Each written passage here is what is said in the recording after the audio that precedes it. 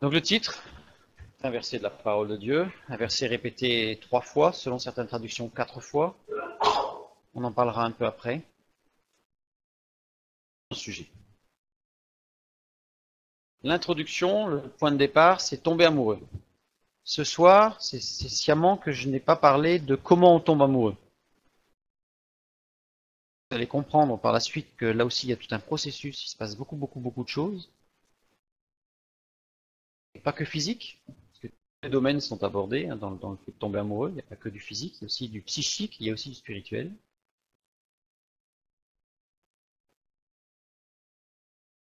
Ou voilà, est amoureux. On va même pas l'étudier, de tomber amoureux, j'en ai horreur. On ne tombe pas amoureux, comme si on tombait pour se faire mal, c'est comme tomber enceinte, on ne tombe pas enceinte. Curieuse. Un petit peu l'histoire, on la comprend, mais bon. Point de départ de deux êtres qui sont amoureux. On va voir un peu plus loin qu'il est évident que nous ne parlons que de deux êtres de sexes différents, hommes et femmes.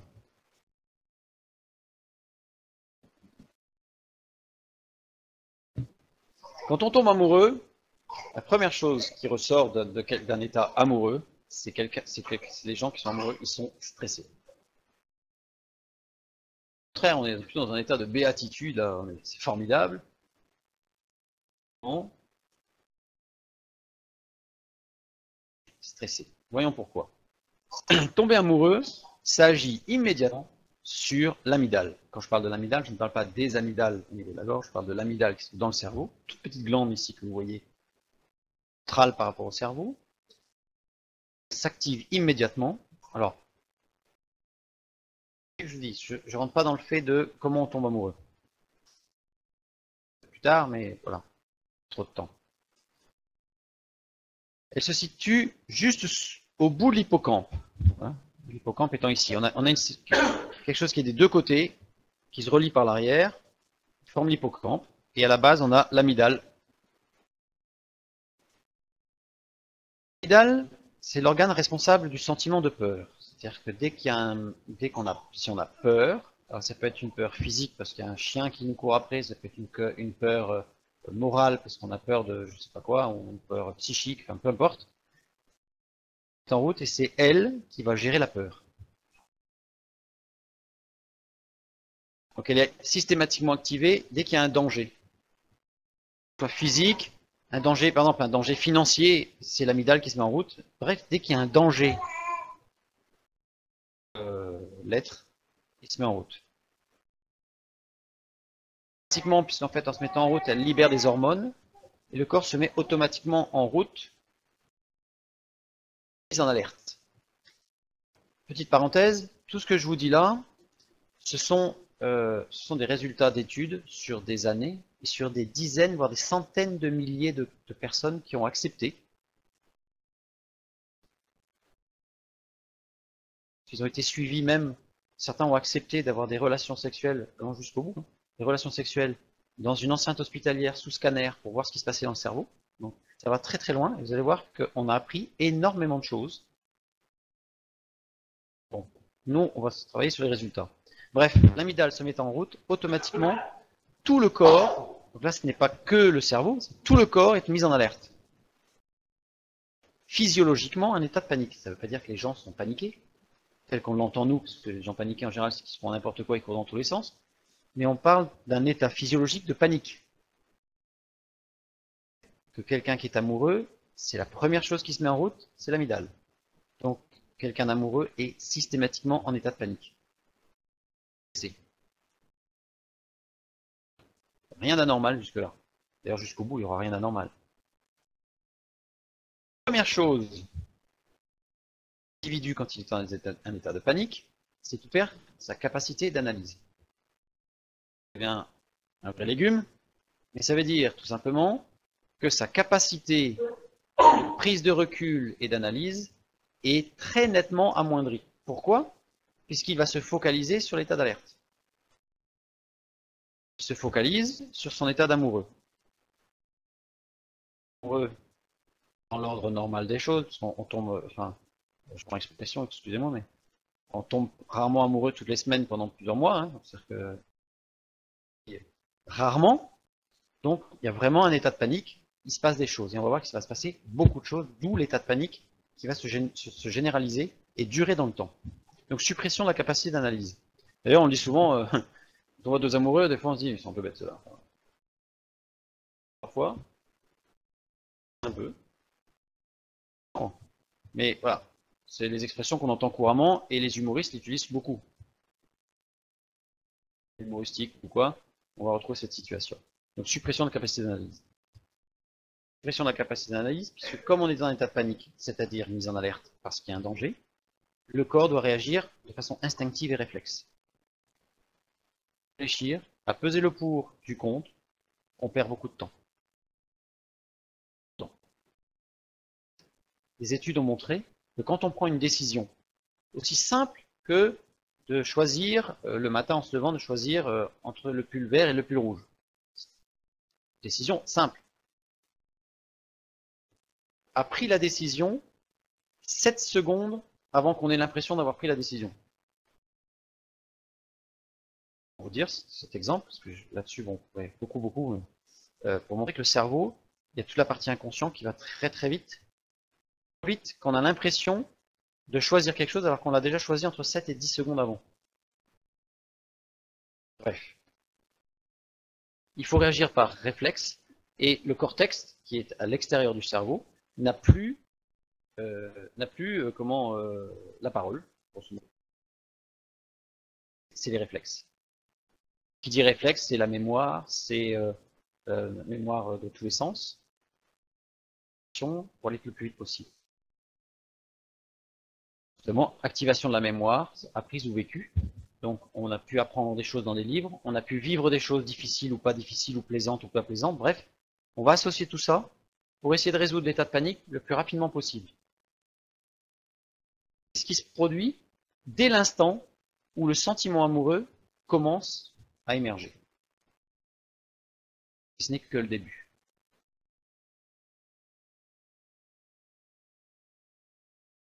Alors, Frédéric me dit, on est sur... Alors, Frédéric me demande si c'est une configuration où l'amour est partagé. Non.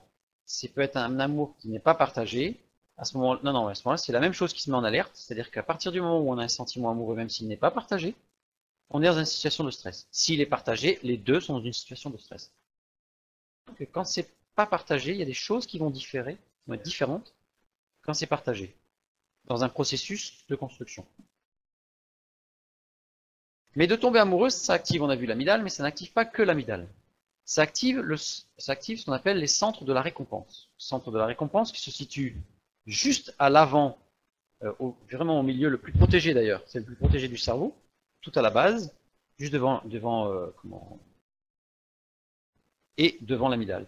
Donc ces centres, il y en a plusieurs, de la récompense, et ils vont sécréter immédiatement de l'endorphine. Vraiment, je vais vous montrer les scanners de personnes qui ont accepté, en étant amoureux, passer les scanners sans la présence de l'amoureux, avec l'amoureux. Enfin, voir la différence au niveau cérébral. C'est un vrai feu d'artifice qui se passe dans le cerveau, inconsciemment. À partir du moment où le sentiment arrivé amoureux commence à poindre et à se développer, donc il y a l'amygdale qui s'excite tout de suite, et ensuite,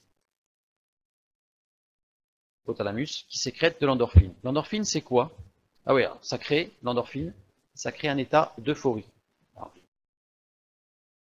Ce que je vous dis là, c'est toute mesure gardée, parce qu'on n'est pas dans le psychique, on est dans le physique. D'euphorie, donc de bien-être. Donc, qui dit euphorique dit aussi avoir une tendance à s'endormir, parce que qui dit euphorique dit absence de la gestion du stress. L'endorphine, c'est quoi? Les endorphines agissent comme la morphine, mais sont sécrétées par l'organisme. En réalité, l'endorphine, c'est exactement comme la morphine. Je rappellerai plus ce que c'est que la morphine. La morphine est une drogue très très forte. La morphine, c'est une drogue qui est sécrétée naturellement. Une drogue très très forte. D'où cet état un peu euphorique quand on est amoureux.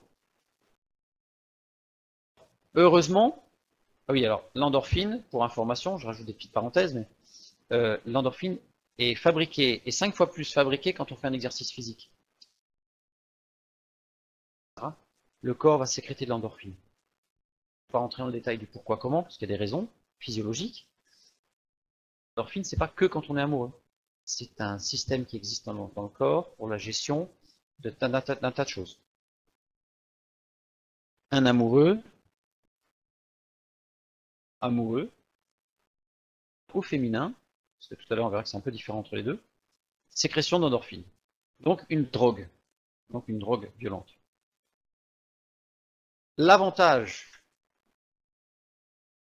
pas dû à tout prévu, l'endorphine a un effet à court terme.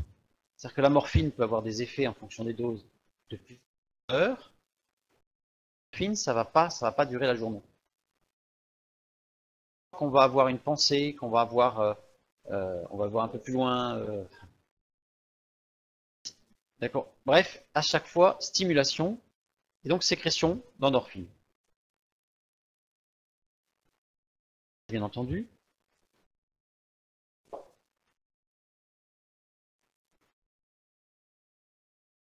Les gens amoureux qui sont en général assez désinhibés. Caractère. Mais quelqu'un d'amoureux a une tendance à se désinhiber, sauf pathologie ou cas particulier, évidemment, mais d'une façon générale. Dès qu'il y a la sécrétion d'endorphine qui rend en état d'euphorie, même si la sécrétion par le tronc cérébral, alors le tronc cérébral, je ne l'ai pas représenté, mais le tronc cérébral, c'est toute la partie qui part derrière la tête, au niveau du haut du cou, il y a deux petits creux de chaque côté, et qui descendent jusqu'à la moelle épinière. Le tronc, le lien entre la moelle épinière et le cerveau. De sérotonine. La sérotonine, c'est quoi? C'est elle qui intervient dans l'humeur de la personne. C'est-à-dire que quelqu'un... On recommence. Non, je ne suis pas déconnecté. Donc, la sérotonine, c'est ce qui intervient dans l'humeur de la personne. C'est-à-dire quelqu'un qui va être en forme, sécrète beaucoup de sérotonine. Quelqu'un qui n'est pas en forme, sécrète très peu de sérotonine. Qui existe pour les gens qui sont déprimés à la sérotonine, où on leur fait avaler ou on leur injecte des surdoses, on pousse un peu la dose en sérotonine. Donc là, il y a une sécrétion de sérotonine, donc on se sent bien. Ce sont des processus qui se mettent en place. Alors, c'est pas à la fraction de seconde, puisque on n'est pas d'un état de froid glacial à bouillant, amoureux à fond. Quand même, l'état de poudre, quand même. Il intervient toute cette succession pour permettre, on va le voir, d'avancer. Donc, endorphine, sérotonine. Les physiques augmentent la sécrétion naturelle de sérotonine. On voit qu'il y a un lien entre l'endorphine et la sérotonine. L'activité physique, du sport en particulier, ou même de la marche à pied. Chose. Quand on est amoureux, eh bien, on est dans un état où on a la pêche. Alors, endorphine plus sérotonine, c'est un mélange extrêmement détonnant. Mieux.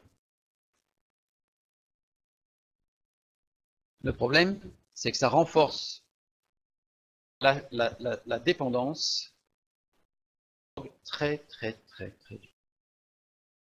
Donc, il y a une action de dépendance, c'est comme une drogue. Quand on dit comme une drogue, c'est pas une image. C'est que le cerveau est en état de manque d'endorphine et de sérotonine. Il y a des gens qui sont drogués au sport. Beaucoup de sport, libèrent beaucoup. Alors après, il y a des morphologies qui vont libérer plus que d'autres, mais celui qui fait beaucoup de sport va libérer beaucoup d'endorphine et de sérotonine. Drogués au sport. Ils ne peuvent plus s'arrêter de faire du sport.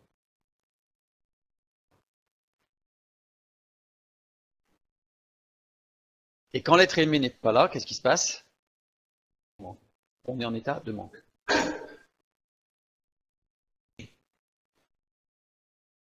Un état de manque qui se crée. Pourquoi? Parce qu'on est en manque de sérotonine et d'endorphine. Frédéric dit, il faut aller courir. C'est une solution, mais je ne suis pas sûr que la libération de sérotonine et d'endorphine en allant courir à pied jusqu'au bout de la rue soit la même que quand on est en présence de son amoureux ou de son amoureux. On comprend bien en tout cas qu'il y a un processus. Pourquoi? Comme ça, avec un tel enchaînement, parce que là je vous ai fait un résumé, mais un tel enchaînement de mise en place d'hormones très fortes crée un état de manque. Eh bien, cette drogue très dure a une action sur l'hypothalamus. La même chose d'ailleurs, pour information, que ceux qui se droguent aux drogues dures. Il y a des aspects similaires. La grande différence, c'est que, un, c'est produit par le corps, donc c'est géré, et ce n'est pas toxique. C'est-à-dire que, si jamais on est tout seul à aimer et pas l'autre, mais ou s'il y a une grande séparation, mais... D'accord. C'est froid quand même.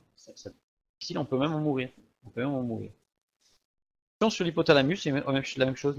L'ecstasy aussi agit aussi sur l'hypothalamus de la même manière. Bonsoir d'étudier et comment ça marche. Bref, l'hypothalamus, quand on a de l'endorphine et de la sérotonine en forte dose, une hormone qu'on appelle la cortisol, c'est l'hormone du stress.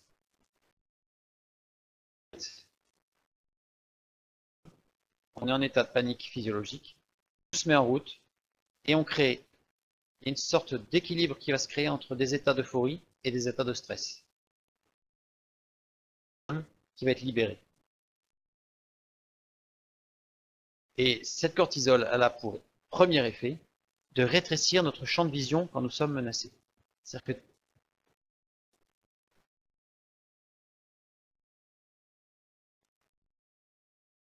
merci Elena. Voilà, faute d'orthographe. Donc, qui rétrécit notre champ de vision au sens propre, c'est-à-dire notre vue, au lieu d'avoir un champ de vision qui est quasiment de 172 degrés, elle va se rétrécir pour ne visualiser que l'objet de la menace, mais c'est aussi intellectuel et psychologique. C'est-à-dire qu'on va restreindre notre champ d'analyse, se concentre sur notre problème. On est amoureux. Puis ce qu'il y a autour. Là, ça peut être un problème. Et là, ça peut être un problème. Champ de vision. L'être amoureux, au début, est très facilement manipulable. Vous verrez depuis longtemps, on a des exemples extraordinaires. Des gens amoureux, super facilement, puisqu'ils sont dans un état d'euphorie. Donc champ de vision rétréci. Sous l'effet de l'endorphine, de la sérotonine et de la cortisol, on en fait ce qu'on veut. On veut manipuler quelqu'un si méchamment dans des situations dictatoriales, ce genre de produit aux personnes et on en fait ce que l'on veut. Là, c'est naturel. Et après, on va voir de la gestion de cette période qui est un peu délicate. Pourquoi? Parce que l'amoureux, en fait, il est peu analytique. Pourquoi? Parce qu'il est sous l'effet des amygdales. Enfin, l'amygdale. L'amygdale étant active, il est peu analytique. Il se concentre sur l'état de stress. Dépendant de quoi? De l'endorphine. Fait d'une drogue. Dépendant. C'est beau. Pourquoi? Parce qu'il a la sérotonine. Donc en fait, il est d'une humeur un peu... Donc tout est formidable. Danger. J'exagère, évidemment. Bon, c'est un tableau des amoureux, je ne comprends pas. Mais j'exagère un peu pour bien amplifier la chose, pour que vous compreniez bien toute la mécanique. Et on va y venir après sur ce que dit la Bible pour la gestion de ça, parce qu'en fait, elle va en parler. L'amoureux, il est aveugle. Cortisol. L'amour est aveugle, c'est pas si faux que ça. Mais il voit loin, ça par contre, c'est pas tout à fait juste. Le fait de voir loin, c'est autre chose. L'amoureux est aveugle. Il est stressé, l'amoureux. puisqu'il a de l'endorphine plus de la cortisol. Euphorique, l'amoureux, puisqu'il est sous l'effet d'endorphine. Et en plus, on y ajoute l'hypothalamus plus la glande thyroïde, puisque la glande thyroïde s'y mêle. C'est une vraie cascade. Hein. Je vous fais un résumé. La glande thyroïde s'y met, et qu'est-ce qu'elle produit? De la testostérone. Là, vous allez me dire, ah non, pas possible. Alors là, j'ai un petit problème, voilà. Chez les hommes amoureux, la testostérone, eh bien, figurez-vous, elle chute complètement. Chez les hommes amoureux, la testostérone chute. Et chez la femme amoureuse, la testostérone, qu'est-ce qu'elle fait? Elle monte. Testostérone. Ça crée un équilibre entre... Alors, c'est là qu'intervient. Ça ne peut se produire qu'à partir du moment où il y a partage du sentiment amoureux. Dans son coin, il va subir des amygdales qui sont dans la gorge. Je parle de l'amygdale qui se trouve dans la bas du cerveau. Il y en a une qui s'appelle les amygdales au niveau de la gorge. L'autre, c'est l'amygdale, sans S, qui se trouve juste au bout, on l'a vu tout à l'heure, de l'hippocampe.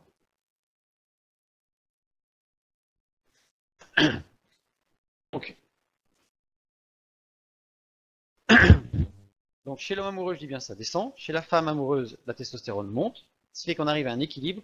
Et c'est là que se produit, que tout le monde a repéré, quand on est extérieur et qu'on est vu. Le mimétisme. C'est dingue ce qu'on se ressemble. C'est dingue. Et un mois avant d'être amoureux, on ne se ressemblait pas en fait. On se met à se ressembler. Alors bien sûr, il peut y avoir des points communs. Je ne suis pas en train de dire que dès qu'on est amoureux, le rouge et le bleu deviennent une couleur. Non, pas du tout. Il y avait des similitudes, bien sûr. Mais là, il y a un effet de mimétisme qui s'équilibre entre les deux. Mais en tout cas, c'est le mimétisme. C'est-à-dire qu'on va commencer, l'homme ou la femme amoureuse, l'homme amoureux ou la femme amoureuse, ils vont chacun commencer, sans s'en rendre compte,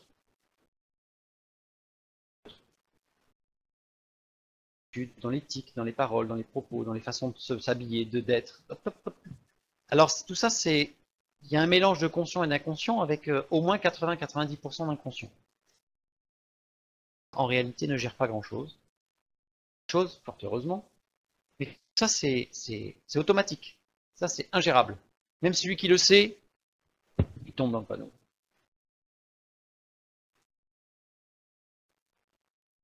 C'est péjoratif, tomber dans le panneau, mais... En tout cas, voilà.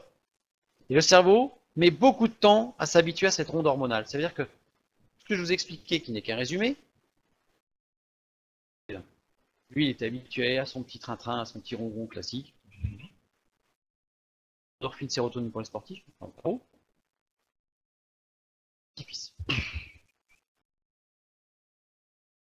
Il va falloir qu'il apprenne à réguler tout ça. À réguler tout ça et à retrouver son équilibre. C'est important. À laisser la place au conscient à la place que le conscient doit avoir. Puisqu'en fait, il y a une partie du conscient, il n'a plus qu'à se taire, il ne peut plus agir.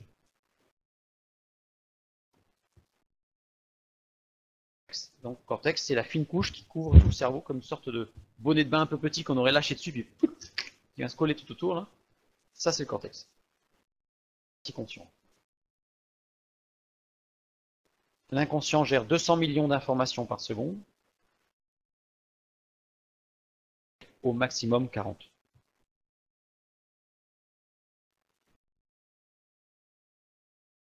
Et en plus, sous l'effet, quand on est amoureux, eh bien le conscient, il est plus à 40, Frédéric, mais pas beaucoup. Voilà, il diminue. Si près, c'est pas, on n'a pas de chiffres dans le sens où ça dépend aussi des gens, des morphologies. On ne parle pas de l'aspect psychologique, psychique qui vient jouer aussi là-dessus. C'est des gens qui vont être plus émotifs, d'autres qui vont être plus cérébraux, enfin bref. Tout ça, c'est de la mécanique qui se produit pour tout le monde.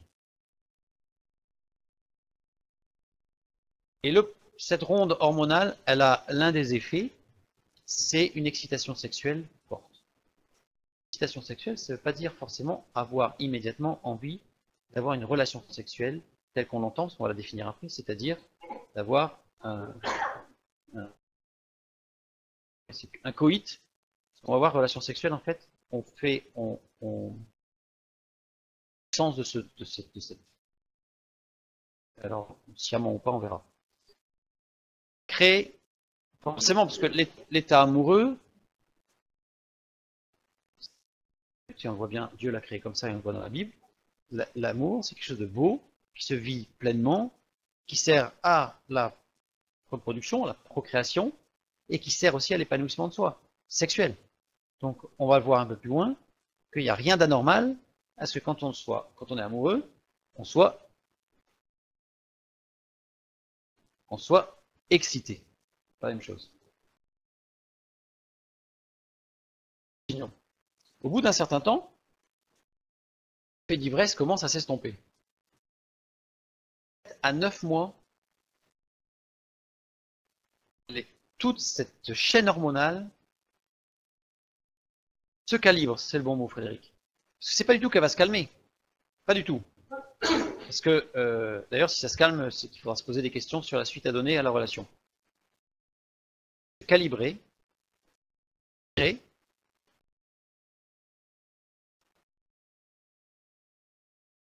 9 mois, entre 7 et 9 mois. 7-9 mois, calibré. On n'est plus dans un état d'alerte. Ça va pas être 7 mois, pouf, net. Hein. Un matin, on se réveille, on se dit, waouh, je suis calibré aujourd'hui. Ça va se faire tranquillement. Les fluctuations en fonction des événements, etc. Mais voilà, au bout de 7-9 mois, à une deuxième phase. Et là, c'est l'hypophyse qui s'active. L'hypophyse, on l'a pas vu. Partie de relation. Là, elle s'active. Elle en rajoute une couche. C'est-à-dire que l'hypothalamus, lui, il est jamais au repos. Parce que depuis le début, l'hypothalamus, il est en action. Il n'est pas seul. Maintenant, il va être en action, main dans la main, avec l'hypophyse. Hormone, quoi. Ça, hein. Et entre autres, c'est celle-là la plus importante, parce que l'ocytocine, elle a une particularité. Alors, elle est également sécrétée pendant l'orgasme. On va le voir par la suite pour la vie du couple. Cette ocytocine, qu'est-ce qu'elle a de particulier? Ah oui, et puis elle est aussi produite pendant l'allaitement. Pendant qu'elle est en train d'allaiter, l'hypophyse et l'hypothalamus créent de l'ocytocine, et un très fort avec l'enfant. Bref, l'ocytocine, c'est une hormone qui crée le sentiment d'attachement. Donc, on va avoir envie, besoin de s'attacher, d'être attaché à la personne avec qui on est. Très très positif. Appétence au sacrifice. C'est-à-dire qu'on va avoir une ouverture vers le sacrifice, on va accepter des choses, des concessions, mais bref, des choses qui vont nous amener à construire. Parce qu'en réalité, toute relation, même si elle n'est pas amoureuse, amicale, professionnelle ou quoi, elle passe forcément par, plutôt que des compromis, des concessions. Plutôt que des compromis, ça veut dire quelque part il y a une tension qui reste. Alors qu'une concession, il peut ne pas y avoir de tension. L'empathie, c'est-à-dire qu'on a envie d'aimer. L'amour. Le sentiment, il y a cette impression qui n'est pas mais d'aimer, et il y a aussi qui va se mettre en place cette envie d'aimer. On a envie d'aimer. C'est important dans les moments difficiles. Dans les moments difficiles, il faut bien se rappeler que parfois, il faut avoir envie d'aimer. Tout ça, ce qui pousse inconsciemment vers une relation durable. En fait, on voit bien que Dieu a fait les choses de façon extraordinaire. Tout rentre tout se met en place pour que les deux êtres qui s'aiment. Oh, je ne sais pas si vous êtes déjà arrivé à dire oh.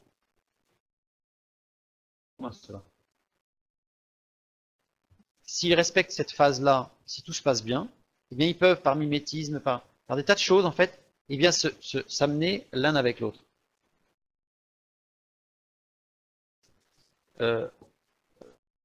Tiens, prie, il prie, pour trouver l'âme sœur.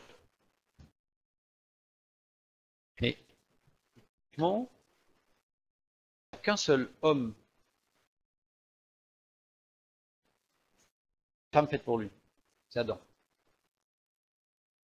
C'est Adam.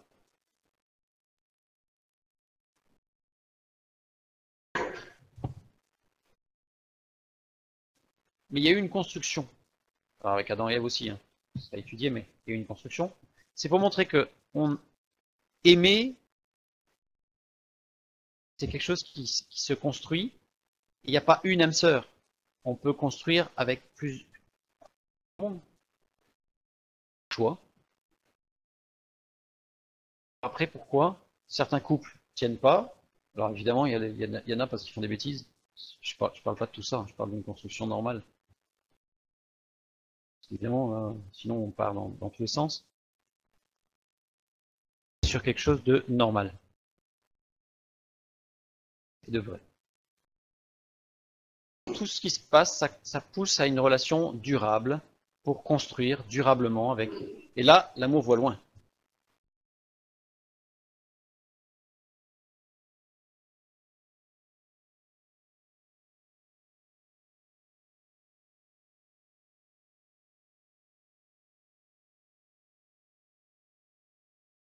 Alors, je ne sais pas si vous avez entendu, donc je répète ce que dit Frédéric, parce qu'on va y venir juste après. C'est que quand le couple est validé, verrouillé, mariage, clac, bouclé, impeccable, super, et puis il peut arriver à un moment donné qu'une tierce personne vienne un peu mettre la zizanie dans le couple, puisque simplement par la drogue qui va se générer avec l'hypothalamus et tout, et redevenir voilà jeune ado qui manque d'analyse. Enfin bref, on reboucle quoi, on reboucle. Je vais déjà un peu y répondre. Des gens, c'est une pathologie d'ailleurs. Maintenant, c'est reconnu comme une pathologie, qui sont en perpétuelle recherche de l'état amoureux initial. Parce qu'il faut être honnête, les doses d'endorphine et de sérotonine dans le couple, dans la vie de couple, ne sont pas les mêmes que dans la vie d'un amoureux débutant. Ceci étant, on va voir après que Dieu a prévu que dans la vie du couple, il existe des qui permettent de consolider et de retrouver des choses formidables, évidemment. Mais ceux qui cherchent toujours l'état d'amoureux perpétuel, alors il y en a un qui est connu, c'est le chanteur, on l'appelle l'amoureux perpétuel, c'est Danny Briand. En fait, des chansons de jeunes amoureux, comme Sardou ou quoi, qui ont chanté différentes chansons. C'est l'état de recherche de droguer, en fait. Ça a un effet pernicieux, c'est qu'à un moment donné, c'est comme la drogue, il nous en faut toujours plus. Et ouais, c'est un peu ça, oui, Mathieu. Et on arrive à des déviations extrêmement et violentes, avec ce qu'on connaît du sadomasochisme, et puis plusieurs, etc., etc., etc. On rentre dans les dérives. Mais c'est amené à ça, c'est chercher toujours à avoir plus la dose, plus de doses. Or, le corps humain ne pourra pas fabriquer plus qu'une limite fine qu'on peut s'injecter en surdose, même en overdose d'ailleurs. Alors que physiologiquement, Dieu a mis des systèmes de sécurité au niveau physique. Couple, il y a des verrous, des choses. Si on suit ce qui est écrit dans la Bible, peu de risques de se retrouver confronté à un désir, à une excitation par une tierce personne. Je continue. Après, ok, on est arrivé au bout des 9 mois. Voilà, c'est magnifique. L'ocytocine commence à arriver. L'attachement, parce que ça fait 9 mois qu'on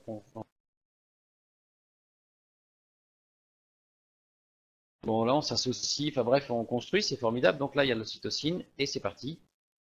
En théorie, on entame une démarche durable.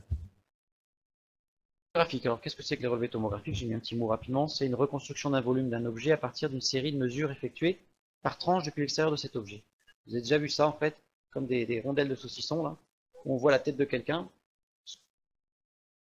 Et on reconstitue le volume en superposant toutes les tranches. Et on reconstitue le volume. Donc, la tomographie, il y a des spécialistes de la tomographie, et il existe même des spécialistes mondiaux. En fait, que c'est à l'étude. Comment est-ce que pas d'amoureux là?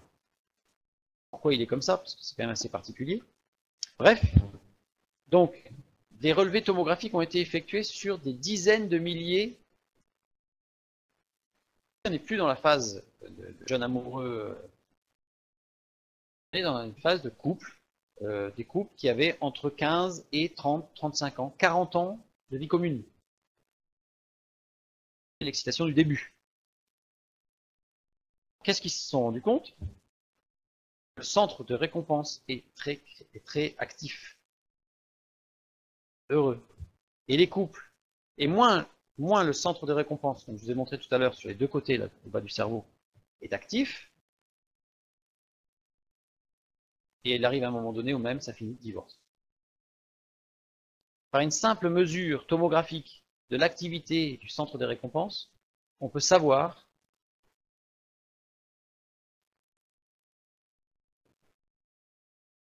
impressionnant, hein, ça marche sur des dizaines de milliers de couples. On va voir qu'après, spirituellement, bien entendu, hein,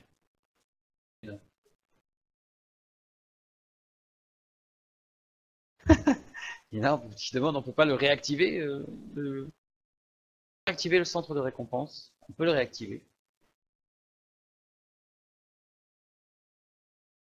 C'est évident que ça se réactive à deux. Mais avant de le réactiver à deux, parfois, il y a des choses à faire tout seul. Bref, ça après, ce serait une autre méditation. On va pas en parler de ce soir sur comment réactiver le centre de récompense. Ça va intéresser tout le monde. Donc ce centre, il est très, voilà, je l'ai remis ici, hein, le centre de bas du cerveau, c'est le plus protégé. Ce centre, il est très actif et il ne diminue pas en activité. On a l'hypophyse, on a l'hippocampe, on a l'hypothalamus, tout cela, ils vont diminuer en activité, etc. Par contre, le centre de récompense, lui, il ne diminue pas, il reste très actif. Maintenant, il existe 4 types de cerveau. On parle de types de cerveau, ce sont des types qui sont en fonction des concentrations d'hormones. Pour l'instant, j'ai vu avant et je pars sur autre chose, vous allez voir que les deux vont se rejoindre. En fonction des concentrations des hormones, on a 4 types de cerveau totalement différents. Les aventuriers, alors les aventuriers, ça ne veut pas dire que ce sont tous des Indiana Jones. Les aventuriers, ce sont des gens qui vont avoir une hormonale différente. Ce sont des gens qui sont plus dirigés par de la dopamine. Pas rentrer dans le détail. On a les casaniers. Vous allez voir, c'est amusant. Je dirai après. Dirigés plus par la sérotonine. Donc c'est une concentration au niveau cérébral, donc dans le cerveau. Et les gens qui ont plus, voire beaucoup plus de dopamine, ce sont des aventuriers. Fonctionnement neurologique ressemble. Les casaniers, c'est la sérotonine. Les décideurs, la testostérone. Les négociateurs, dirigés par les œstrogènes. Ça ne veut pas dire que les femmes sont négociatrices et les hommes décideurs. Les femmes produisent de la testostérone, les hommes produisent des œstrogènes. C'est en fonction des différents taux. Et les êtres s'assemblent en fonction de ces 4 types de cerveau. Incroyable.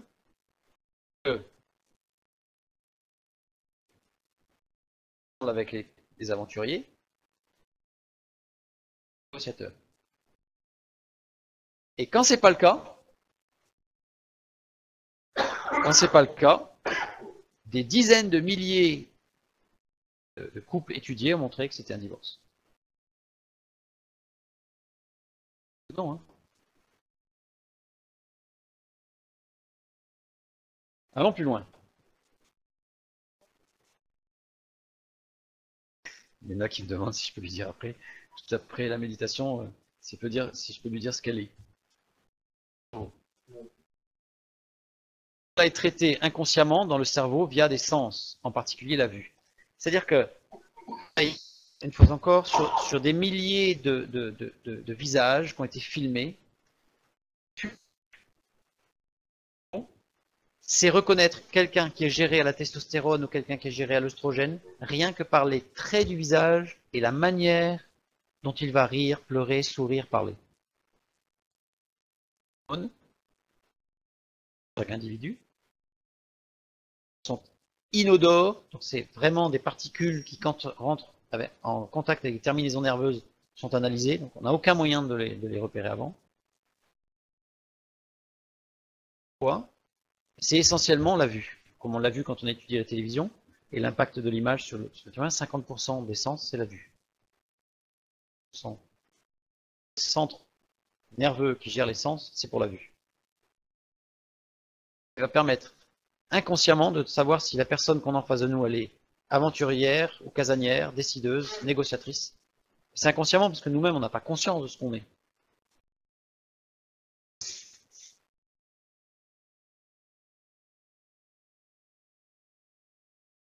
Alors c'est Yelena qui me dit, alors en fait, on est forcément avec quelqu'un. C'est là que ça devient intéressant. Tout un truc qui est hyper science nat. Combatif à la limite. Maintenant, regardez ce qui se produit. Pour se stabiliser. Ça, on l'a vu, il y a les 9 mois, mais même après, il faut du temps pour stabiliser au niveau hormonal. Puisque, à la limite, quand on est adolescent, début de l'adolescence, on n'est aucun des quatre. C'est-à-dire, ou on est les quatre. C'est-à-dire qu'en fait, on n'a pas, hormonalement, on n'est pas stabilisé. Pendant l'adolescence, on le sait tous, il se passe beaucoup de choses, et en particulier au niveau hormonal. Du temps pour se stabiliser. Parce qu'une fois qu'on est stabilisé, il faut aussi s'habituer à cette gestion des hormones, l'endocrine, la morphine, l'endomorphine, etc. Et à son nouveau fonctionnement hormonal, elle était amoureux. Hein. On pouvait être très bien stabilisé à 25 ans, on tombe amoureux et là, chamboulement total.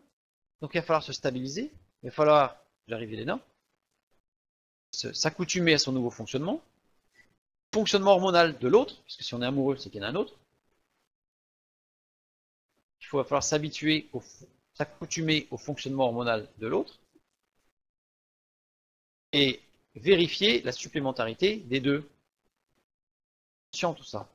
Pas être en train de tous les jours en train de dire je le sens casanier lui. D'aventurier, donc c'est bon.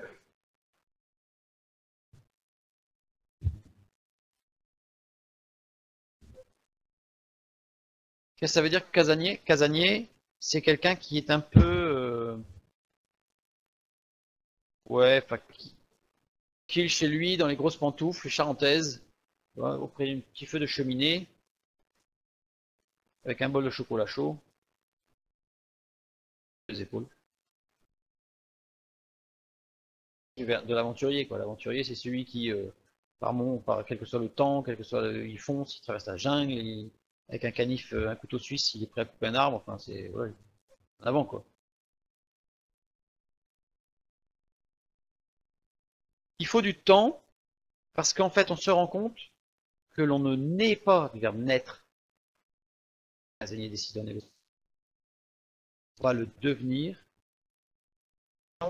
d'un tas de choses. On va le devenir en fonction de son environnement socio-culturel. On va le devenir en fonction de ses choix, de ses goûts.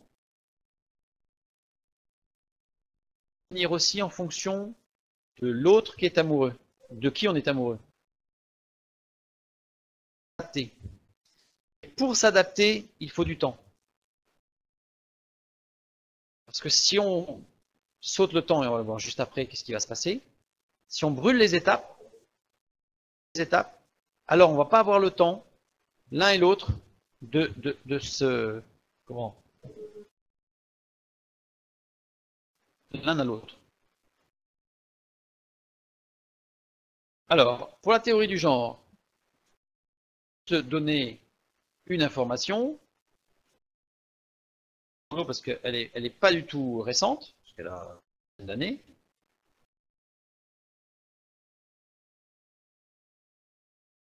Il y a des grosses blagues qui circulent qui disent que le cerveau des femmes et le cerveau des hommes ne sont pas les mêmes.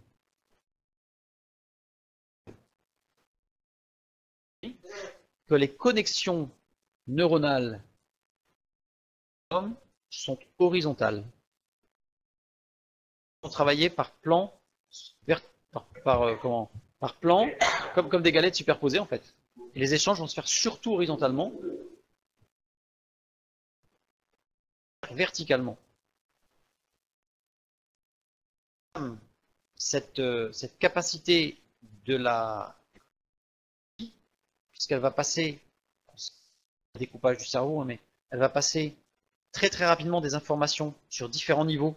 Donc elle va avoir un ressenti global, étant horizontale, va par exemple avoir beaucoup plus de capacité à s'orienter.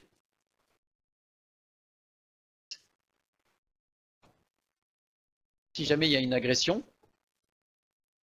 plus vite qu'une femme. C'est circulation neuronale. Donc la théorie du genre, quand on connaît ça, elle tombe. Parce qu'en fait, on est homme, on n'est pas un truc entre les deux. On n'est pas surtout l'inverse. C'est-à-dire que, évidemment, mis à part quelques pathologies d'androgynie ou des choses comme ça, bon, et là on est dans des pathologies particulières, et même là, au travers de cette pathologie, une tomographie, mais il faudrait que la personne ait un tout petit, permettrait de déterminer si c'est vraiment si c'est un cerveau d'homme ou de femme. C'est comme de dire traiter de la santé quand on parle de quelqu'un qui a une leucémie.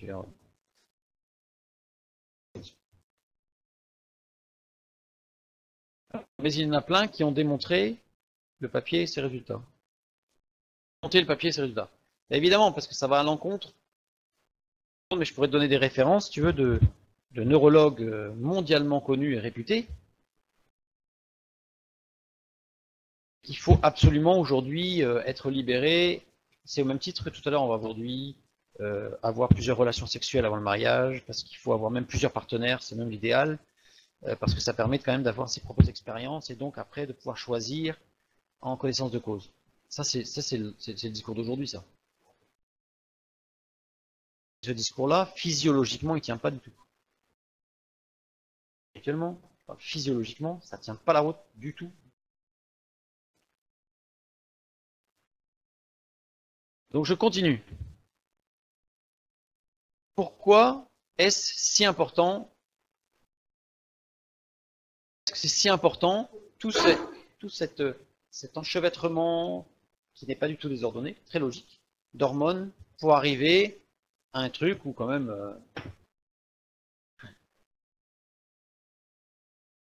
donc la fission, pourquoi est-ce si important?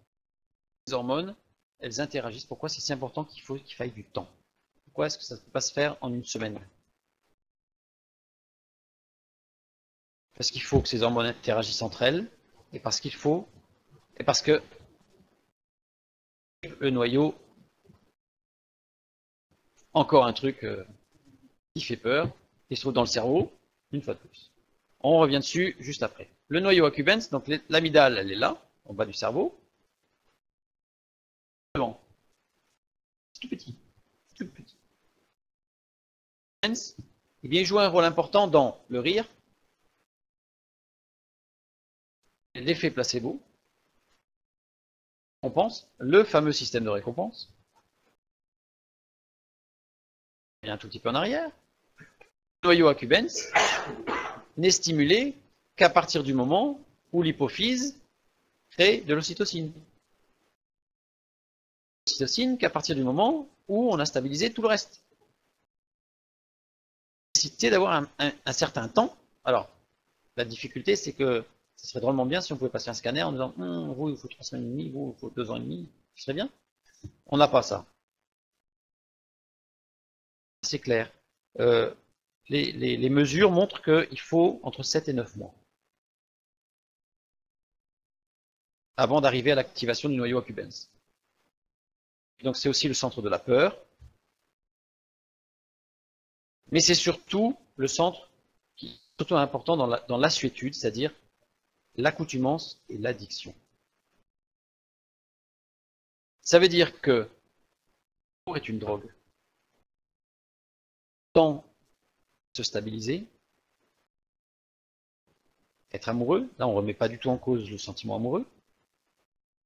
On est sous l'effet de l'endomorphine, de la sérotonine, de l'ocytocine, non pas de l'ocytocine justement. Par-dessus tout ça, addiction. Donc on ne peut plus construire. Je ne sais pas si vous avez déjà vu quelqu'un qui en manque. Pour la...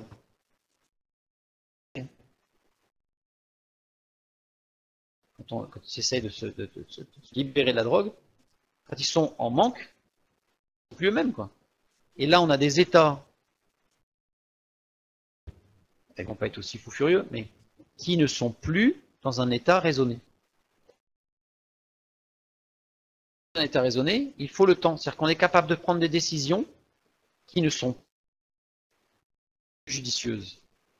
C'est-à-dire que c'est systématiquement mauvais, mais qui peuvent être destructrices. Et on va le voir après.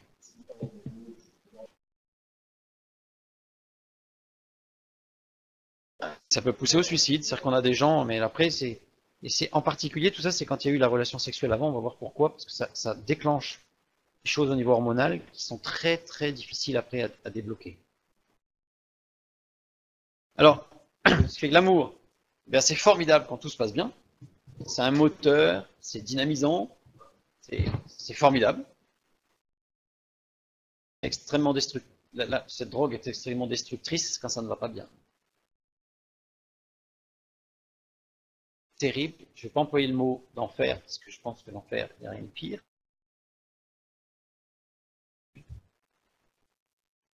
On peut ne pas s'en sortir vivant.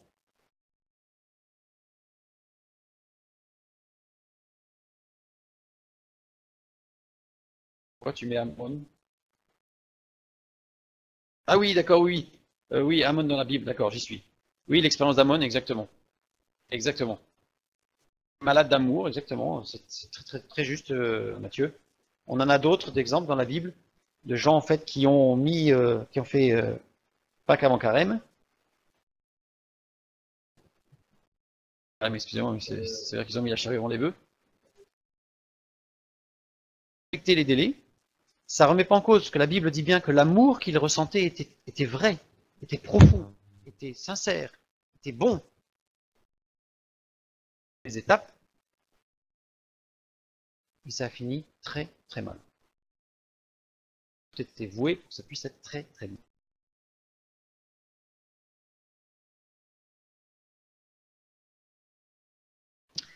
Et que nous dit la Bible? Alors là, on a parlé d'un plein de choses scientifiques, en snap, un cours presque.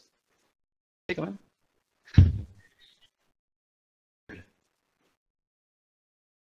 Le sens. Cantique des Cantiques, chapitre 2, verset 7. Je vous en conjure, filles de Jérusalem, alors, oui, filles de Jérusalem, par les gazelles et les biches des champs, ne réveillez pas l'amour avant qu'elle le veuille.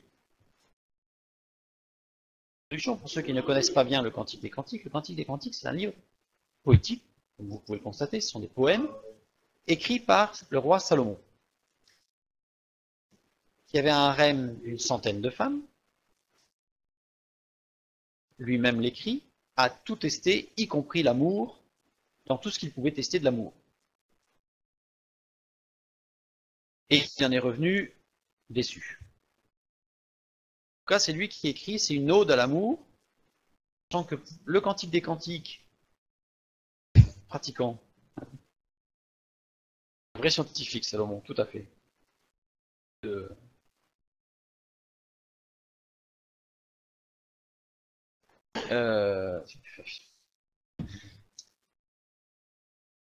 Merci. Tout juif qui lit le Cantique des Cantiques, religieux, pratiquant, n'a pas le droit de lire le Cantique des Cantiques avant l'âge de 30 ans. Parce que si vous le lisez en français, ça se passe très bien. Et rien. Quand on le lit en hébreu avec la culture judaïque de l'Ancien Testament, du Tanakh, on a la description justement de tout ce qui est possible de faire dans le couple, y compris au niveau sexuel, les problèmes de panne, les problèmes de libido éteinte. Tout ça, c'est décrit dans le Cantique des Cantiques. Comment une femme peut exciter son mari, dans le bon sens du terme, hein, mais son mari. Comment un mari peut redynamiser la libido de sa femme par des caresses qui sont encore à certains endroits, d'une certaine manière. Bref, très pudique, mais c'est très très précis. Donc, ne pouvait le lire qu'à l'âge de 30 ans.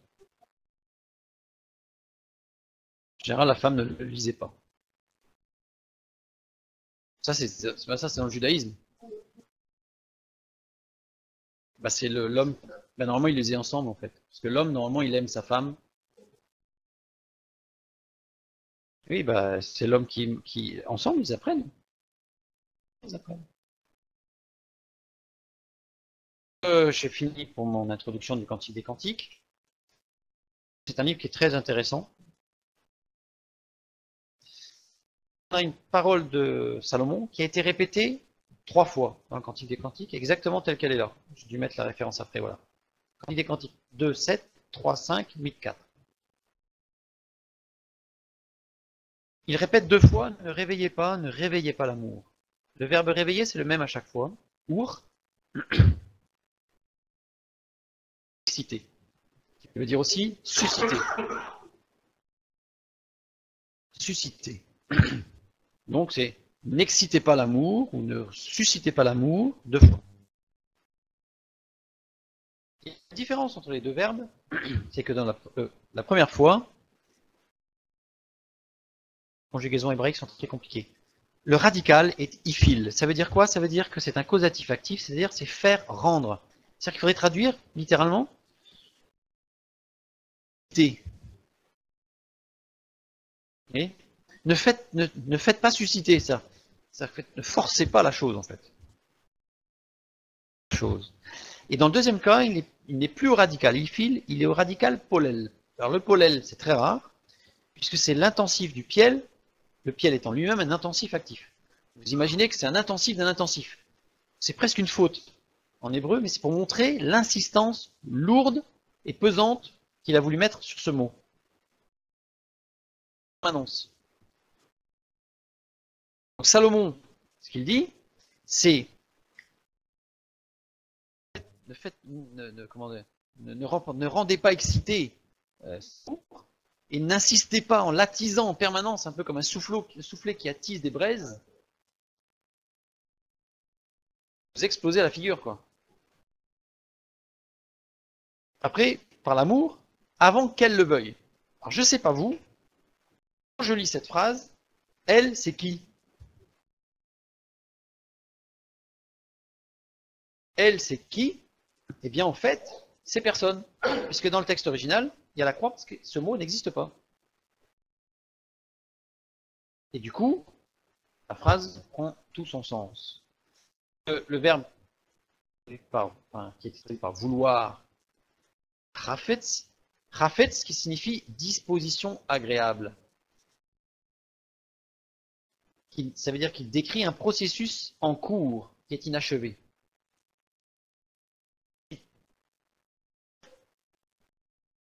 Ne surexcitez pas, n'attisez pas en permanence tant que le processus de mise en disposition est en cours. En gros, Fred traduit en français courant, moderne du XXIe siècle, n'allez pas trop vite en besogne. Tranquille, comme dirait quelqu'un du sud de la France. La Bible, qui nous met en garde, et qui le répète tout le long du Cantique des Cantiques, qui est le livre par excellence de l'amour. L'amour entre... N'allez pas trop vite. Laissez toutes les choses se mettre en place tant que c'est en cours, le processus est en cours, ne l'attisez pas. C'est tout le processus qu'on a vu depuis le début qui va arriver à un attachement, à la formation au niveau cérébral des 2 types de cerveau, enfin des 2 complémentaires ou supplémentaires. Bref, tout ce qu'on a vu avant. chapitre 16, verset 8, c'est Dieu qui parle, mais il prend une image de l'amour d'un homme et d'une femme. Je passais près de toi et je regardais, et voici. Ton temps était là, le temps des amours. Des amours. Qu'est-ce que ça veut dire tout ça? Allons-y. Le temps est un moment précis, qui vient de la racine ad, qui signifie quelque chose de continu, qui dure dans le temps. Donc c'est pas quelque chose qui arrive, hop, ça y est, c'est maintenant, juste je l'ai raté, trop tard. C'est un processus, c'est quelque chose qui va durer dans le temps. Le temps des amours, c'est comme si on avait... Amour, c'est quoi? Dodé, l'amour, ou les amours, vient de la racine bouillir. C'est quelque chose qui bout. Et on a vu que ça bouillonne.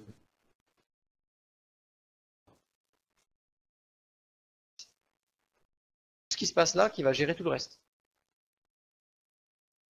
Qui va gérer, qui va nous permettre, si on le gère bien justement, si on le laisse gérer comme il faut, l'instant de l'existence, quelque chose de bon.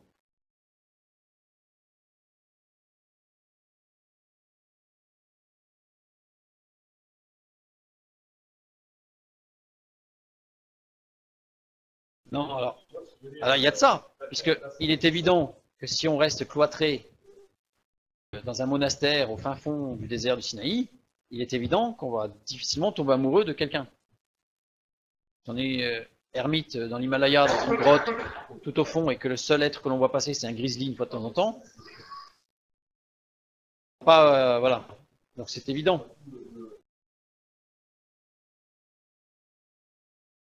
Non, non, non, non. Ça, c'est justement, il se rend compte que le temps est arrivé justement parce qu'il y a eu tout un processus. Des amours bouillonnants qui durent dans le temps. Voilà. Bouillonnant qui se construit, mais qu'il faut prendre le temps. Voilà. Temps pour valider qu'il ne s'agisse pas d'un désir, mais d'un sentiment profond. Ou peut-être, il faut du temps pour transformer le désir en sentiment profond. Tout se construit. On continue. Sujet de la relation sexuelle. On a vu la construction dans la relation sexuelle.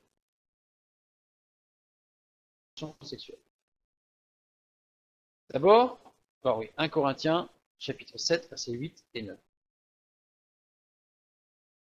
De continence, qu'il se marie, car il vaut mieux se marier que de brûler. De situer la relation sexuelle après le mariage. Parce qu'à proprement parler dans la Bible, il n'y a aucun texte qui, littéralement, textuellement, relation sexuelle avant le mariage.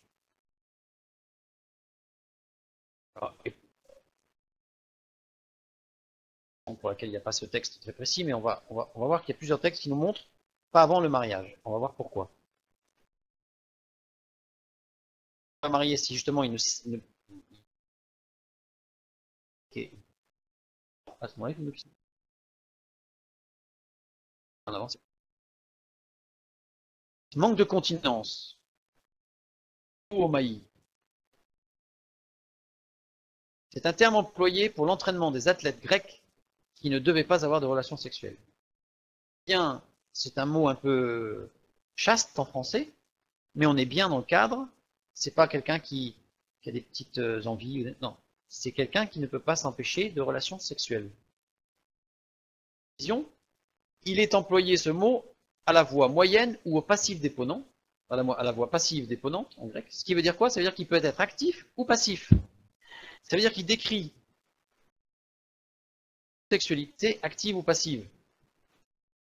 Active, ça veut dire. Donc active, ça veut dire relation sexuelle dans le sens de coït, pénétration, etc. Mais ça peut être aussi actif dans le sens de ce qu'on dit en solitaire, hein, la masturbation. Ça, c'est à proscrire. Mais c'est aussi passif, où on est pas acteur, mais spectateur. Il décrit que si celui qui n'est pas marié manque de continence, c'est aussi passif. C'est-à-dire que se placer devant des images, devant des films, devant des animations, devant quoi que ce soit, Ça n'est pas bon. À partir du moment où vous êtes devant une image ou que vous-même vous chatouillez un petit peu ce qu'il ne faut pas, le cerveau se met en route. C'est parti. Mais cette fois-ci, on n'est pas dans la phase amoureuse, sexuelle. C'est aussi. Avant, on va complètement dérégler la machine. On va commencer à avoir un processus d'attachement à rien, puisqu'il n'y en a rien. Sauf si on a un partenaire, vous allez me dire. Le processus d'avant, la mise en conformité, oui, de l'appropriation de chacun des cerveaux, arrive qu'au niveau hormonal, ça marche pas. On a un risque énorme que ça marche pas. Bien entendu, mais on a un risque énorme que ça finisse mal, voire très mal, on va le voir un peu plus loin. Là, c'est la même chose. C'est la même chose. Sauf que quand on est marié, après, il y a un autre aspect qui est la fidélité, et l'infidélité et l'adultère, qui vient s'ajouter. C'est drôlement excitant. Les études ont montré que celui qui n'est pas sérieux avant le mariage, à ne pas être sérieux après le mariage. C'est quand on dit, ça ne veut pas dire que tant qu'il est avec sa fiancée et qu'il est amoureux, avec l'endorphine à fond, là, qui plane, à lui. Ils ne sont pas sérieux avant, les études montrent, énorme, surtout que ce soit l'homme d'ailleurs, c'est plus rarement, quoique, aujourd'hui on arrive à se dépasser. Il y a plus de femmes que d'hommes qui sont infidèles. Les statistiques montrent qu'il y a plus de femmes que d'hommes, donc bon, on va dire que c'est pareil. Il arrivera à un moment donné où, comme tout ce système hormonal va chuter et qu'il ne va pas y avoir l'entretien des autres, de l'amour en fait, je dirais presque le jardinage, l'entretien de ce beau jardin, à un moment donné, il va falloir chercher une excitation ailleurs. Là, le passage de la parole de Dieu qui parle bien de tout ce processus d'enclenchement qui aboutira systématiquement à la chute. Systématique. La grâce de Dieu, c'est systématique. Oui, Elena.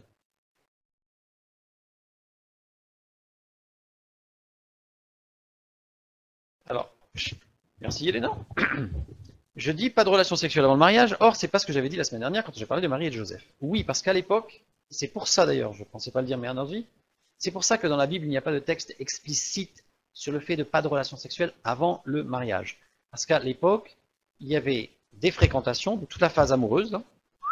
Ensuite, il y avait les fiançailles. Les fiançailles démarraient sous certaines conditions. Il pouvait y avoir relation sexuelle. Mais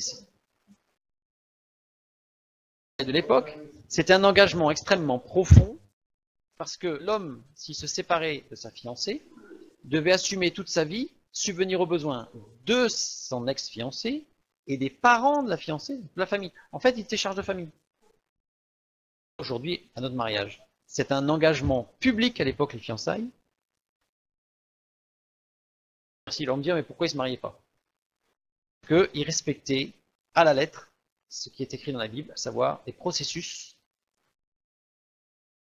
Respecter ces processus dans la société telle qu'on est aujourd'hui. C'est pour ça que l'apôtre Paul, d'ailleurs, délie un petit peu toutes ces règles de l'Ancien Testament, non pas pour donner des libertés, mais pour montrer qu'il faut la façon de gérer. Et d'ailleurs, on le voit bien, puisque l'apôtre Paul, dans les Corinthiens, justement, parle avant le mariage. L'évangile est proposé aux gentils, c'est-à-dire aux non-juifs, donc qui n'ont pas la connaissance de tout ce qui est dans l'Ancien Testament, le Tanakh, par rapport à toutes ces règles. Et bien à ce moment-là, il a établi une limite bien claire, mariage, qui dit engagement public.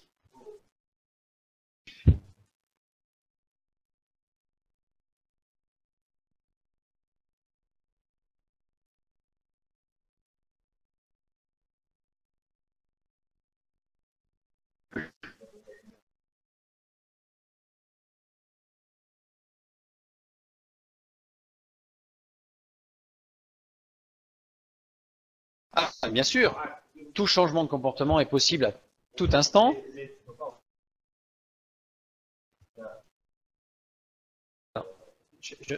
pour que tout le monde ait entendu, je ne sais pas si vous avez entendu ce que dit Frédéric.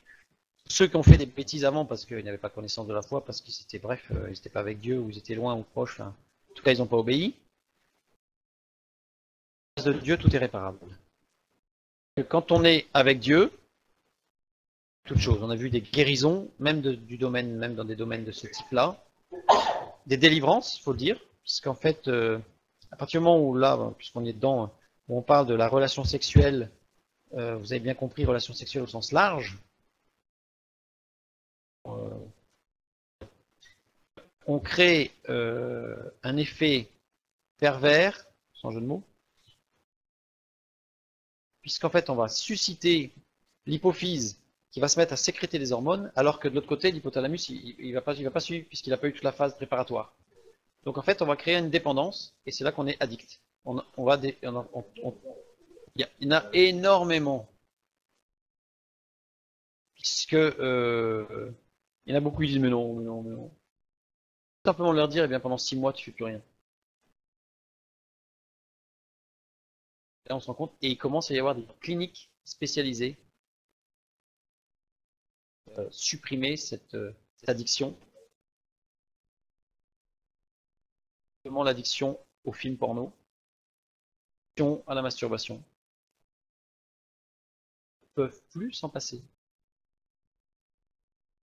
Parce que tant qu'on est dedans, mais non, mais non, mais non. Il suffit simplement de dire, ben, fais le test. Parfois, c'est quasiment impossible de s'en passer. Pour tromper. On continue. 1 Corinthiens chapitre 6 versets 18 et 19. Fuyez la débauche. Quelque autre péché qu'un homme commette, ce péché est hors du corps. Mais celui qui se livre à la débauche pêche contre son propre corps. On comprend la profondeur de cette phrase quand on sait tout ce qui se passe à l'intérieur de notre corps. Quand on touche à ce qui est appelé la débauche, on va le définir juste après. Du corps que ça se passe. C'est très vrai quelque part, dans le fait que c'est bien à l'intérieur que le problème se passe. Ne savez-vous pas que votre corps est le temple du Saint-Esprit qui est en vous, que vous avez reçu de Dieu. Donc là, on a l'aspect spirituel, bien entendu, en plus. Rapidement, pourquoi Dieu prend toujours le cas de la prostitution et écrire l'infidélité. C'est très très fort. En tout cas, fuis la débauche, porneia. Le mot porneia, on voit bien, ça y est, il suffit de l'entendre, on a compris. Fornication, homosexualité, mœurs des lesbiennes, relations avec des animaux. Globe tout. Aux règles et propres. Ça vient de pornéo. Pornéo, ça veut dire quoi? Se livrer à une relation sexuelle physique illicite. Sans forcément pratiquer. Donc c'est le spectateur. C'est permettre à un autre de nous conduire vers la sexualité ou vers la débauche. Et ça va très très loin ce mot. Le pratiquant, je dirais entre guillemets, qui s'en nourrit et celui qui permet à un autre d'eux. Ça va loin, hein? Ça va très très loin.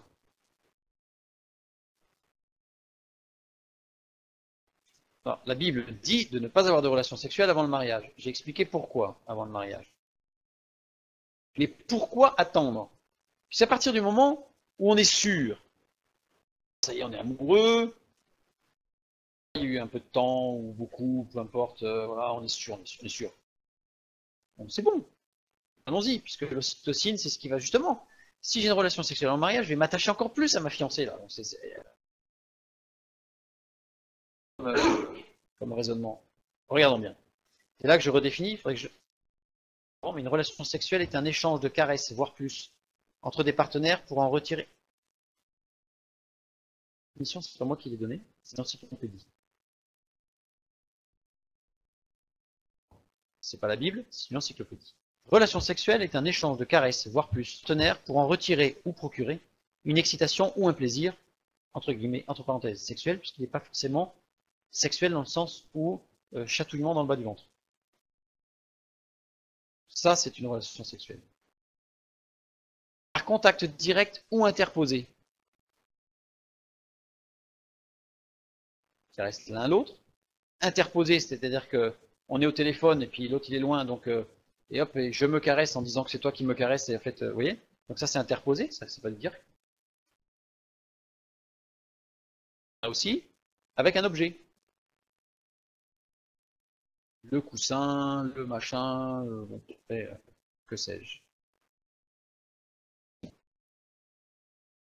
Ça englobe tout ça. C'est pas ma définition, c'est la définition encyclopédique. Parce que très souvent, quand on parle de relations sexuelles, c'est pénétration sexuelle. C'est très réducteur, parce que ça va beaucoup plus loin que ça. Et la parole de Dieu, la Bible, est très claire sur toute relation sexuelle. La relation sexuelle, production d'endorphines.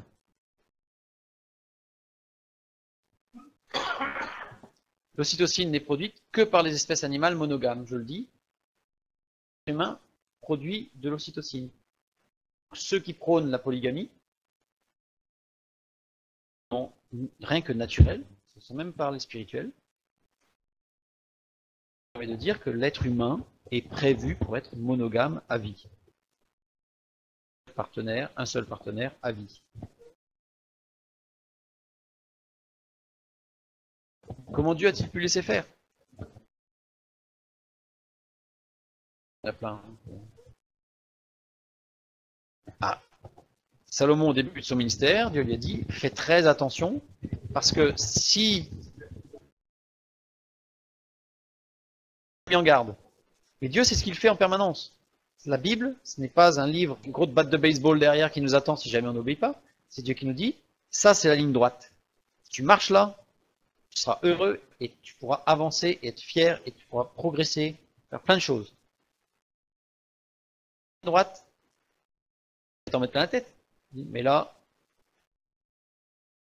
je réponds plus de rien, c'est toi qui vas décider par toi-même, et si tu t'embourbes, bah, tu t'en sortiras pas. Énorme.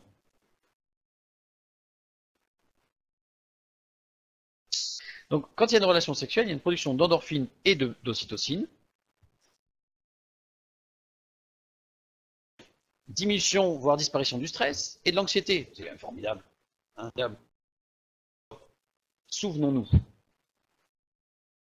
Donc, que la naissance du sentiment amoureux, c'est un cocktail hormonal. Maintenant, je reviens un tout petit peu en arrière rapidement. Souvenons-nous. Naissance du sentiment amoureux, cocktail hormonal, boum. La personne, elle vit tout ça. Oui, alors ceux qui disent que la monogamie n'est pas naturelle, cela, facile à démontrer, rien que par cette preuve-là, mais il y en a d'autres. Au moment où il y a le sentiment hormonal, on a vu qu'il y avait tout ça qui se mettait en place. En fonction des concentrations hormonales. Les aventuriers, les casaniers, les décideurs, les négociateurs. Moi, construisent et qu'on puisse déterminer chacun qui il est, où il va, qui il veut devenir, avec qui il va être, etc. Et on construit. Il faut au moins 9 mois.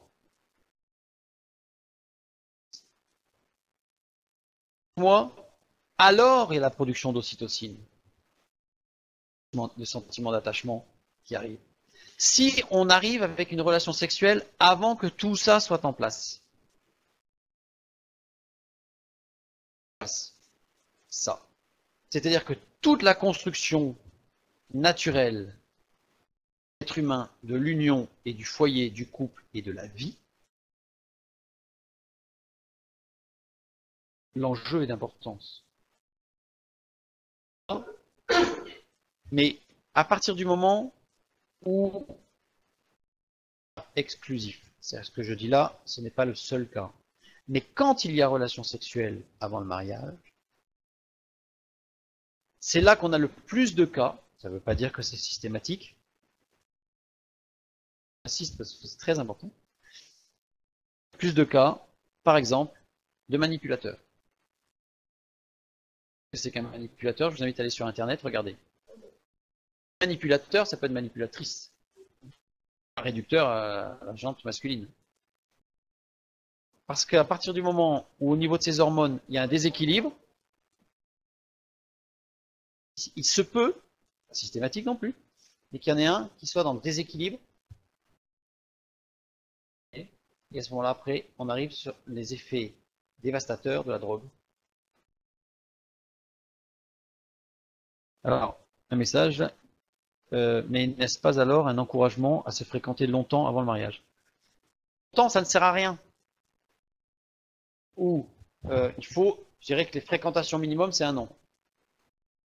Enfin, ça peut être 9 mois, mais après, quand on joue avec les limites, ça devient compliqué. Mathieu? Publiquement, hein, ce sera démontré, mais dans l'Ancien Testament, en fait, les fréquentations duraient au moins minimum 1 an. Si on suit scrupuleusement ce qui est écrit dans la Bible, c'est 1 an minimum. 1 an.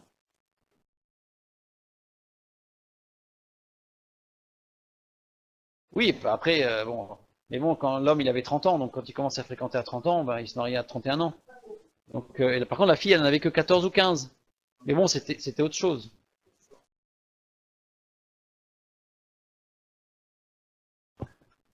Fred, on parle après. Parce qu'après, il y a un autre problème, c'est que si on se fréquente trop longtemps, alors maintenant, il y a le cas pervers. Si on se fréquente trop longtemps, on arrive à une stabilisation hormonale et normalement, après, doit venir l'ocytocine. Générer davantage cette mécanique de l'attachement. Pas cette génération d'ocytocine, on risque de passer à côté.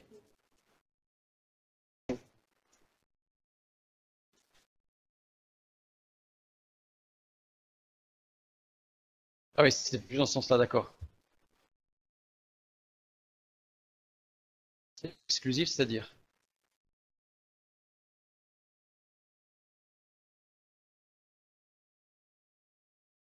Bah, tu as, alors je sais pas, c'est pas exclusif parce que c'est pas, mais c'est 98% des cas, c'est ça. C'est-à-dire que ça va finir par une explosion thermonucléaire dans le couple, hein. Ça peut tout simplement être ben, des grandes difficultés. On aurait pu faire une petite courbe et ça aurait été amusant. Tombe amoureux, niveau hormonal on monte. Ouf. Descend. Avant d'arriver au stade de stabilisation, hop, petite relation sexuelle en passant, boum, ocytocine, donc ça a bien mélangé, boum, ça remonte.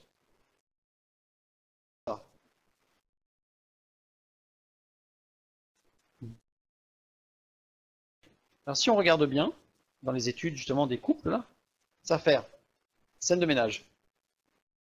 Scène de ménage. Ça se passe bien. Scène de ménage. Ça se passe bien. Plus épanouie. Mais les plus épanouissantes. Pourquoi? Parce qu'en fait, il n'y a pas eu la régulation.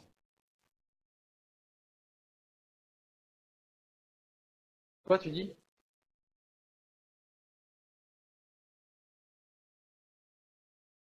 Oui, après. Parce qu'après, à partir du moment où on n'a pas la stabilisation, finalement, le cerveau, ben, en fait, il est perdu.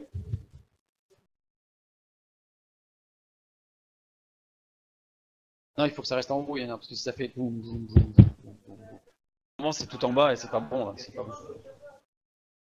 Si, tout est possible. C'est-à-dire qu'on n'est pas du 100%, c'est pas du coup, enfin, c'est voilà. Mais on est dans des scientifiques qui ont été menés depuis 20 voire 30 ans sur ce point, avec des dizaines de milliers de couples, et ça se vérifie quasiment chaque fois. Toujours des exceptions.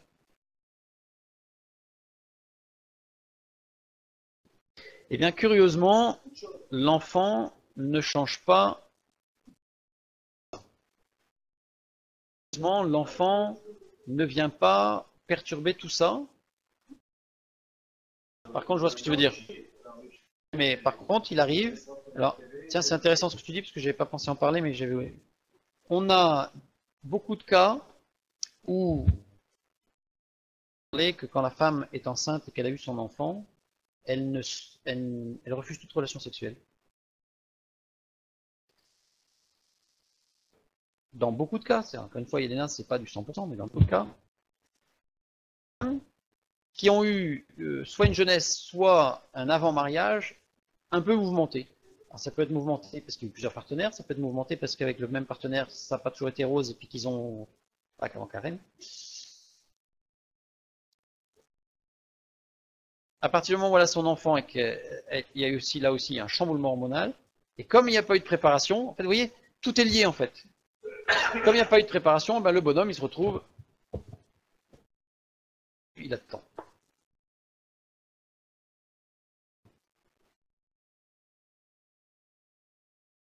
Oui, tout ça, comme dit Lisette, c'est du principe sans la grâce de Dieu, puisque la grâce de Dieu par-dessus tout ça, là on n'est plus dans la même donne. On a vu des miracles extraordinaires.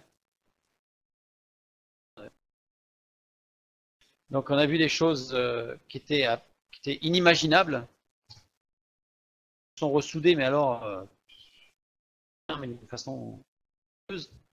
Bref, mais ça c'est avec la grâce de Dieu.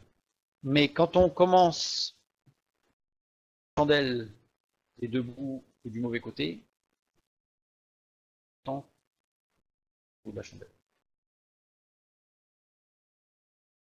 Alors ça ne fait pas chuter la testostérone du père. Tu parles de le fait qu'il n'y ait pas de relation sexuelle dans le couple ou le fait qu'il y ait eu un enfant?